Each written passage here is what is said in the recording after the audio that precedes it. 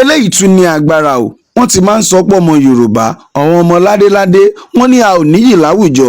Irọ́ lèmi rò pọ̀ ń pa o. Eléyìí tí ààrẹ wa èyí tó ti já ààrẹ nígbà kan rí lórílẹ̀‐èdè Nàìjíríà tó ṣe fọ́wọn lọ́balọ́ba yìí gbogbo ẹ̀yin tẹ̀ ń wò wá ṣé léyìí tọ́ àbòyẹ àbẹ́lẹ̀ ìpọ́nmọ Yorùbá lé ẹ dáhùn sí under comment section yín kí ẹ dẹ̀ bá wa share dáadáa. Ọmọ Yorùbá wọ́n ti tà wá bí ẹrú o.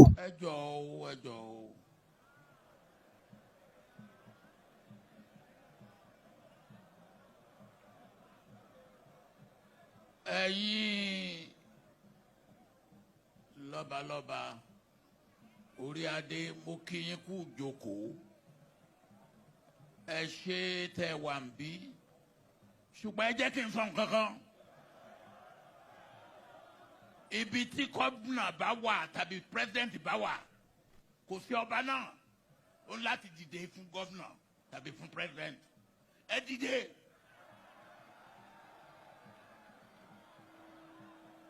Ẹ jókòó.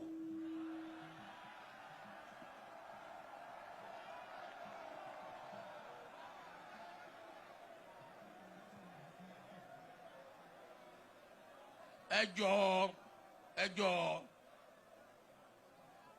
nílẹ̀ káàárọ̀ oòjíire nǹkan méjì là ń bọ̀wọ̀ fún among others. Age ọjọ́ orí àti ipò gómìnà ní ipò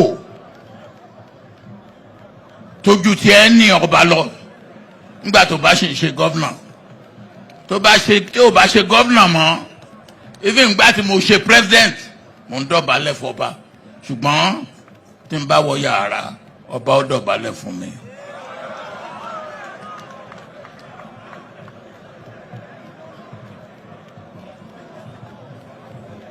So ẹ jẹ́ kí a gbé àṣà wa ká gbé lárugẹ.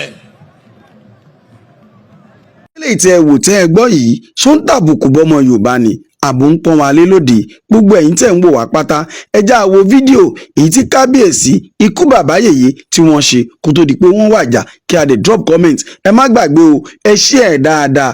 Yorùbá dùn láṣà, Yorùbá dùn níwà, Yorùbá dùn lédè àmọ́ ọmọ Yorùbá ẹ máa ronú o.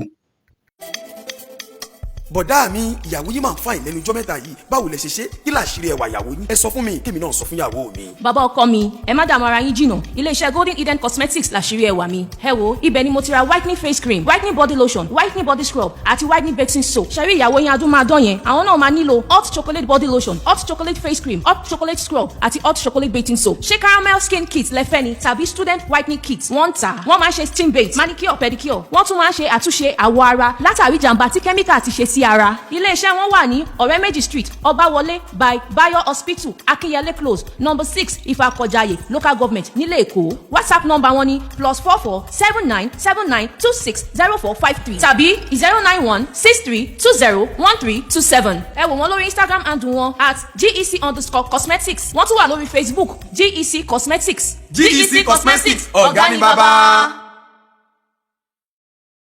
ògúnlẹ̀ ẹ̀gọ́ aláàfin wa ṣé kò tó fi sí náà sì kò ní dá fún owó yìí. ẹ wò mí tí mo dé dìde kí ẹ dọ̀bálẹ̀ nítorí sẹ́tẹ̀ ìgbà lọ́dọ̀ rẹ̀ ìwọ gómìnà yìí nígbà tèmi tí ń lọ ọkọ̀ tí mo wà ní insurance tí ń lọ ọkọ̀ ó ṣẹ̀ṣẹ̀ jáde secondary school òun wáṣẹ́ tó ṣe.